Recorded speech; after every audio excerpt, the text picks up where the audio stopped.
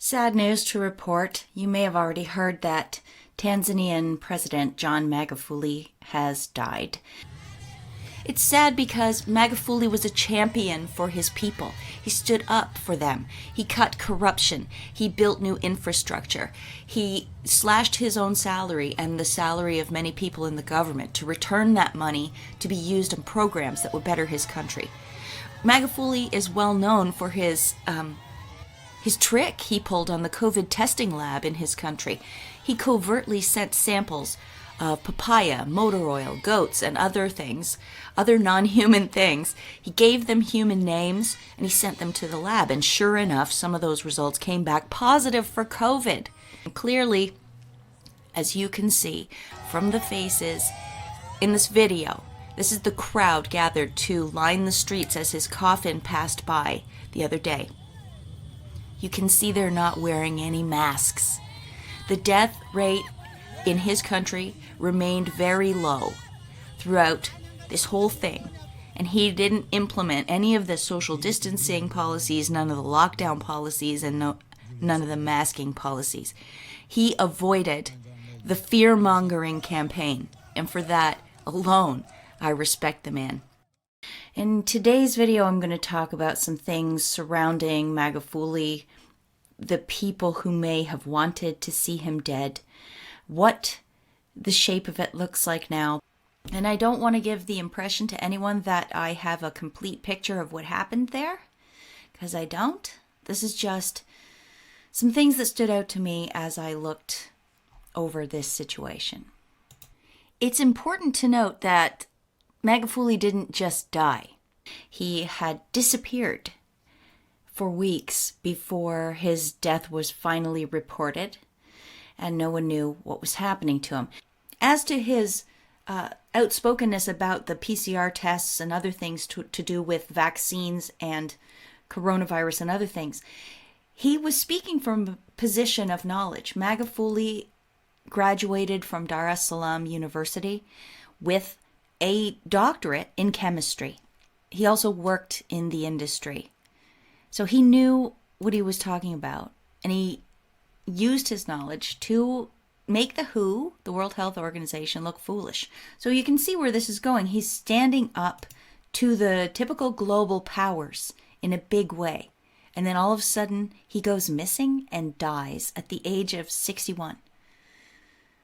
I don't know, it's a little suspicious to me. And even here, I just want to show you one more thing. Back in 2017, in an article in Reuters, it says Tanzania's Magufuli rejects calls to extend rule beyond two-term limit. You see, what was happening was people in his country wanted him to stay their leader forever. And he said no. He said, I have sworn to defend the Constitution. I shall play my part and pass on the leadership reins to the next president when the time comes. He was well loved, and he was a constitutional loyalist. He stayed true to the Constitution, which is, in actual fact, if you look deeply into this, that's part of the problem. The people that they are putting out there in the press all the time that speak badly about Magufuli, one of their criticisms is he never changed the Constitution at all. This is their criticism. They wanted him to undermine the Constitution, and he didn't. One of the people, by the way, who is out there speaking ill of Magufuli is this guy, Tundu Lissu. He was the opposition leader in Tanzania. But this guy has no room to talk. He himself violated the Constitution. In fact, listen to this. He was the opposition leader, but in September 2017, he got shot, and he ran from the country.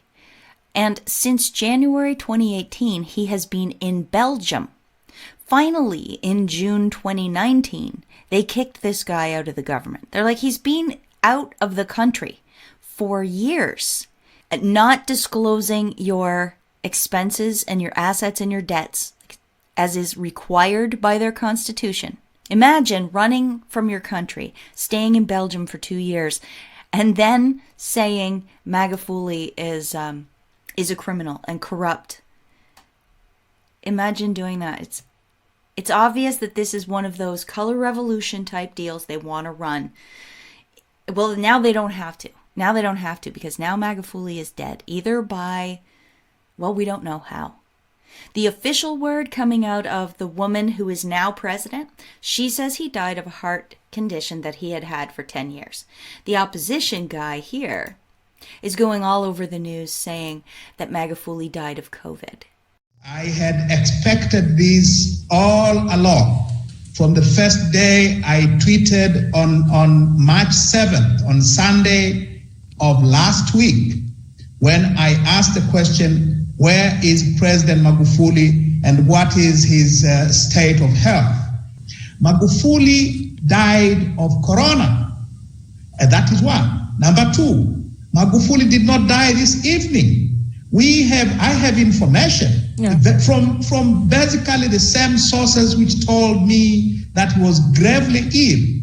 I have information that Magufuli has been dead since Wednesday of last week.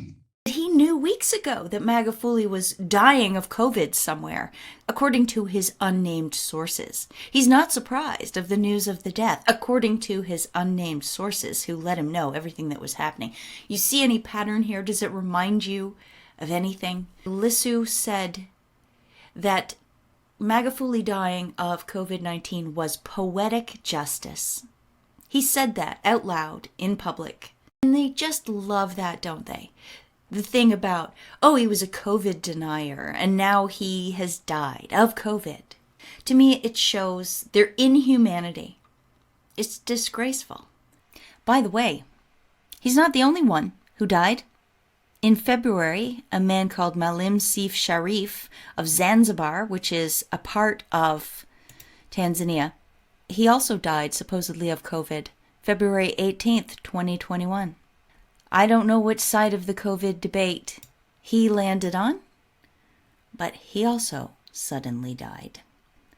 The creepy thing about this is a lot of people could have called the possible hit on Magufuli, and one organization did. The Off Guardian published this on March 12th. So just days before Magufuli was reported dead. They said Tanzania, the second COVID coup. The Off Guardian speculates that we might be about to see the sudden death and or replacement of the president of Tanzania, just like they did to Pierre Nkurunziza of Burundi. He refused to play along with COVID and instructed the WHO delegation to leave his country before dying suddenly of a heart attack or suspected COVID-19. And then his successor immediately reversed every single one of his COVID policies, including inviting the WHO back into the country. That was in Burundi. As the Off Guardian points out, the Guardian had published this article in the first week of February saying it's time for Africa to rein in Tanzania's anti-vaxxer president. And they say, what is wrong with President John Magufuli? Many people in and outside Tanzania are asking this question. At about the same time, the Council on Foreign Relations published an article in which they say a bold figure within the ruling party could capitalize on the current episode to begin to reverse course. They were speaking about Magufuli possibly having COVID-19 because he was missing and nobody knew where he was. Council on Foreign Relations is saying a bold person within the party could capitalize on this. In the Guardian article, they say that Magufuli needs to be challenged openly and directly. Magafuli's unconscionable stance should compel us all to act. And they go further than that. Look what the Guardian says. This seems like a veiled threat to me. They say Magufuli knows that Ghana's former president, Jerry John Rawlings, has died from the virus. So too has former Congo-Brazzaville president. Last month, 4 Zimbabwe cabinet ministers, including Sibusiso Moyo, died of COVID. In Malawi, 4 government officials, including 2 cabinet ministers, succumbed. In Eswatini, former Swaziland, Prime Minister Ambrose Dlamini fell to the virus. Sudan's last democratically elected Prime Minister Sadiq al-Mahdi has died, as has Libya's former Prime Minister and Somalia's former Prime Minister. In Burundi, Tanzania's neighbor, 2 former presidents, Pierre Nkurunziza and Pierre Buyoya, have died from COVID-19. So they list 16 people who have died from COVID-19. What are they trying to say? The question of whether or not this is a covert threat towards Magufuli becomes even more important to answer when you consider that the entire global development section of The Guardian is paid for by the Bill and Melinda Gates Foundation and has been for years. So I wonder what editorial control they get over this section, and I wonder what they were up to here. Were they threatening him? It's hard to tell. There's so much plausible deniability in that article. Well, who is going to replace him? We already know it is Samia Suluhu Hassan. She is now the president of Tanzania. And when you look into her, it says that after her studies in 1992, she was employed in a project funded by the World Food Program, which is, of course, the UN. And then she went to England for some more education. And she went to the Open University of Tanzania. Further in the article, it says she's married to a guy called Hafid Amir. And her daughter, Mwanu Hafid Amir, is a member of the Zanzibar House of Representatives. So she's also in government. Mother and daughter are in government. And her daughter also went to the Open University of Tanzania, studied at the Center for Foreign Relations and something called InfoServe USA, which I have not yet done a dig on, but they sound very State Department-y to me. I'm going to look at her husband in a second, but first I just want to go through a little bit about the Open University of Tanzania. Here's their report, their annual report from 2014-2015, and they mention that they got outstanding growth in their finances, and a lot of that comes from the World Bank and an organization called SIDA, which is the Swedish International Development Agency. They rank at the top of funders, so they say. And the other partners in the top 5 positions are the Open University of UK, Association of Commonwealth Universities, the Rockefeller Foundation, and UNESCO. So now we're talking about the deep swamp, the Rockefellers, and the United Nations grift program. That's what that is. It just sucks taxpayer money, and really who knows how it gives it to projects that it wants to use to reformat the world. And you can see in here that the University of Tanzania had super extreme growth starting in about 2008, where the numbers in the front go from double or single digits to triple digits, and then on up way past that as we go through time. In 2014-2015, look at the exponential growth there. There's two other sources of funds they mention that gave quite a lot to the Open University of Tanzania, and that's Costech and Agra Project. Costech looks good when you first glance at it because it says it was created by an act of the National Assembly of Tanzania in 1986, and it looks like it's a government thing, but if you look at their non-governmental and international affiliates, you see KPMG, Palladium International, Foreign Affairs Finland, and other things which I didn't dig into. If you look at the Agra Project, boom, there you go again. It's Bill Gates and the Rockefeller Foundation. Agra was set up in 2006 by Bill and Melinda Gates and the Rockefeller Foundation. One major customer for Agra farmers is the UN World Food Program. And isn't that exactly where the new president of Tanzania got her start in the working world, the World Food Program? The Open University of Tanzania, as it turns out, is actually purely correspondence and distance learning. The overseeing body, puts together the curriculum and all of that, is St. Mary's University out of Addis Ababa, Ethiopia, and also the Korea University out of Korea. Remember that Tedros Adhanom Ghebreyesus, the current leader of the World Health Organization, is from Addis Ababa, Ethiopia. And when he was Minister of Health in Ethiopia, he made tight relationships with Bill Clinton and the Clinton Foundation and the Bill and Melinda Gates Foundation. In 2010, the U.S. State Department named Ethiopia as one of the U.S. Global Health Initiative Plus countries. I wonder what that means. And I wonder if that has anything to do with why, in about 2009, the Open University of Tanzania got tons and tons and tons of money. Way more exponential growth in the amount of funding it got from organizations like the Rockefeller Foundation and UNESCO and all of that. I don't know. I'm not alleging anything, but it could be possible. Now, we know that the new president of Tanzania is married to a guy called Hafid Emir. And I can't find a picture of them together, so I can't verify anything. But there is a guy called Hafid Emir that works at TAC-AIDS. He's been there 10 years and 11 months. And he is the HIV/AIDS regional coordinator. That would kind of go along with all the other things we've just learned.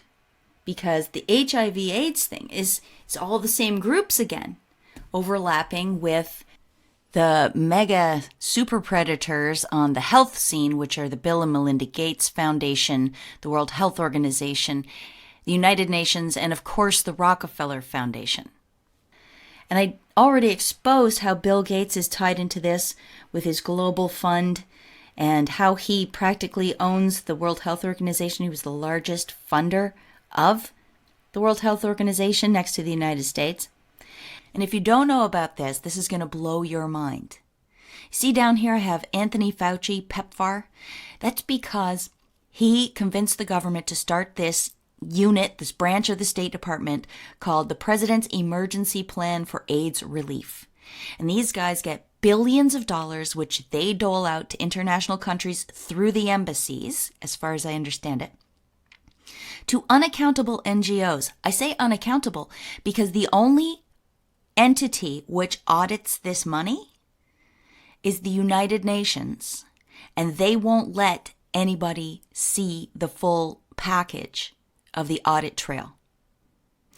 The PEPFAR money goes directly through the State Department, mostly to the United Nations, who then dole it out as they see fit. It just so happens that the person in charge of PEPFAR at the U.S. State Department is Deborah Birx. So Anthony Fauci and Deborah Birx both end up on the coronavirus task force. That's amazing, after having been together with this PEPFAR organization. So they're just running a new scam with the same old blueprint and map.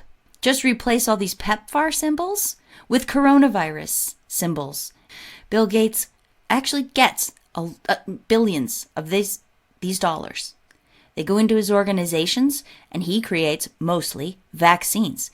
And then through his for-profit investment company called the Bill and Melinda Gates Foundation Trust, that money comes back to him personally.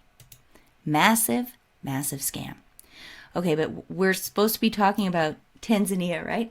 All right, well, the husband of the new leader of Tanzania, Hafid Emir, I think, works for that TAC-AIDS organization. And I think he also is the Tanzanian contact for another organization called Genesis Analytics.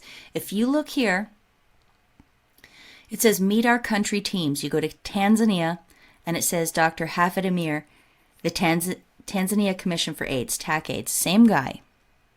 The partners in Genesis Analytics are the Global HIV Prevention Coalition, Genesis Unlocking Value, University of Manitoba, which also is home to Canada's only level 4 virology lab, and the Bill and Melinda Gates Foundation. All right? But it doesn't stop there. I wanted to see what this organization is, Genesis Unlocking Value, because that's what this is all partnered in. And look at this. Genesis is about behavioral economics. Behavioral economics is a powerful field that combines economics and psychology and uses the understanding of these sciences to influence behaviors and improve decision-making for the better through low-cost, easy-to-implement interventions.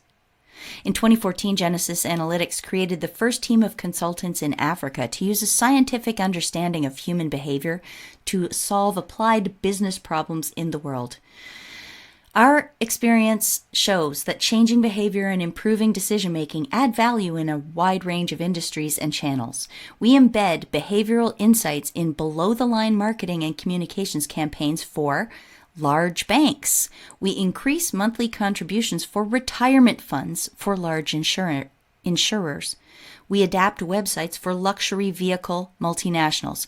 We redesign loyalty programs for large retail e-commerce platforms.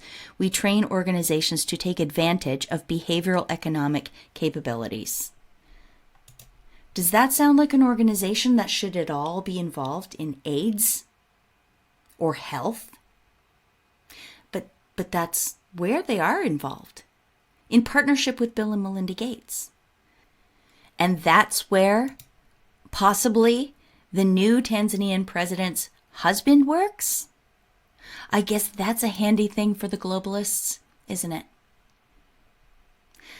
As this Kenyan political analyst says, Magufuli came in on the platform of fighting corruption and empowering the masses. It is the people who have been benefiting from corruption and all these other funny things who are not very happy with him. As Tanzania moves forward under their new leadership, it will be interesting to see what changes. Will it be like in Burundi? Will the incoming administration reverse all of the work Magufuli did? Will the people of Tanzania start to get scared? Will they be seen now wearing masks and social distancing? Will their businesses crumble because of a lockdown? Because we can see from the lineup who came to pay their respects to Magufuli the other day, that's not the case right now. How quickly will they turn Tanzanians into frightened little sheep? Maybe they won't. We can keep our fingers crossed for that. I'm going to stop talking now. Thanks a lot for being here, everybody. Please remember, if you'd like to support my work, go over to amazingpolly.net. You can send me an online digital contribution, or you can see my P.O. box there, where you can send a letter or a gift or cash wrapped in tinfoil. I'm still collecting it. I love that. Either way, whichever you choose to do, thank you so much for being here, for sharing the video. Please leave a thumbs up. Please leave a comment if you would like to. And until next time, everybody, peace out.